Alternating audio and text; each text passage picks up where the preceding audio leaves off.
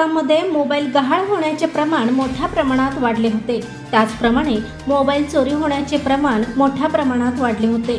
अशा तक्रारी विटा पोलीस ठाण्यात येत होत्या आणि याबाबतच विटा पोलिसांनी मोठी कारवाई केली आहे।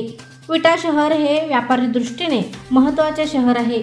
या ठिकाणी आजूबाजूच्या गावातून दररोज नोकरी, शिक्षण तसेच बाजारामध्ये नागरिक येत असतात। प्रवास, बाजारपेठ, बसस्थानक अशा ठिकाणी मोबाईल गहाळ होण्याचे प्रमाण वाढले आहे।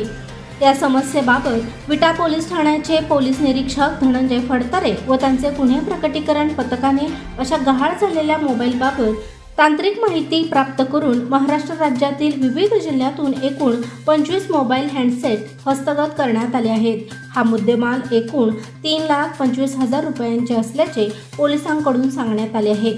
पोलिसांनी केलेल्या या धडक कारवाईचे परिसरातून तसेच नागरिकांच्या मधून कौतुक केले जात आहे। तुम्हाला हा व्हिडिओ कसा वाटला आम्हाला कमेंट बॉक्समध्ये नक्की कळवा आणि अग्रणी न्यूज चॅनलला लाईक, शेअर आणि सबस्क्राईब करा।